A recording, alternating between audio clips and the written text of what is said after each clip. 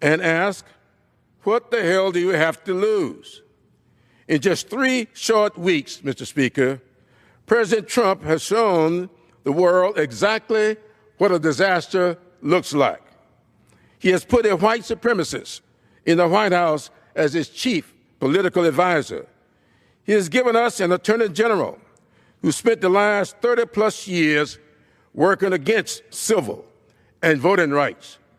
He has appointed a shamefully ill-prepared Secretary of Education, whose only qualification seems to be her ability to contribute millions to Republican candidates in what can only be described as a textbook definition of pay to play. Candidate Trump promised to be the hero of working people, but President Trump is doing the exact opposite. His actions tell a lot more than his tweets.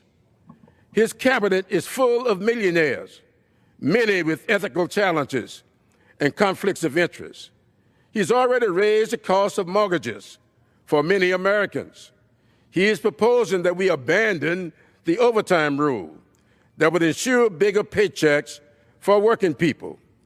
He is working to dismantle Wall Street reform and is proposing a border tax that would give corporations a huge tax break while costing working men and women more on groceries, clothes, and other goods.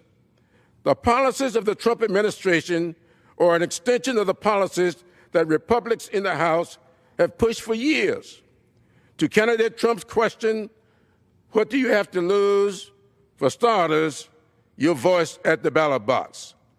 A free and fair election is a hallmark of democratic governance. Yet, the Trump administration and Republicans in Congress continue to threaten this basic pillar of democracy. They have promulgated blatant falsehoods about voter fraud, sowing fear and distrust. They have worked and are working across the country to prevent people of color from voting. They are refusing to investigate Russian interference in our elections and are currently moving legislation through the House of Representatives to eliminate the only federal agency tasked with helping Americans vote and protecting our voting machines from hacking.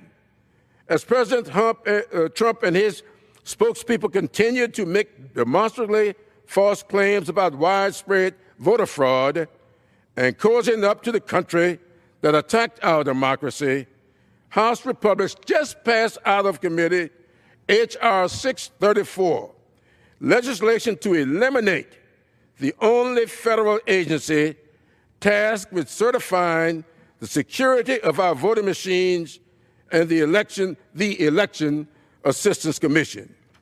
47 out of 50 states rely on the EAC's voter machine certification program in some capacity.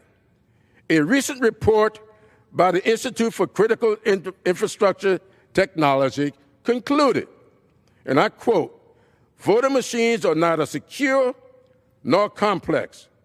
In general, these stripped-down computers utilizing outdated operating systems possess virtually every conceivable vulnerability that a device can have." End of quote.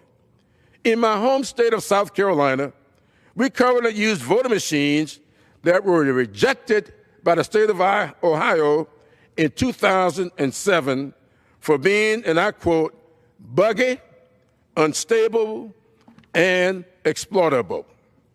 And even though machines are supposed to be not to be connected to the internet, they are well past their shelf life and therefore more likely to break down, crash, and produce errors.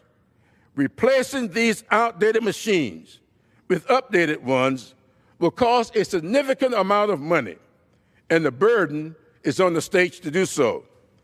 Mr. Speaker, if House Republicans are serious about election integrity, they ought to stop working to prevent people of color and start investing in voting infrastructure. With that, I'll yield back.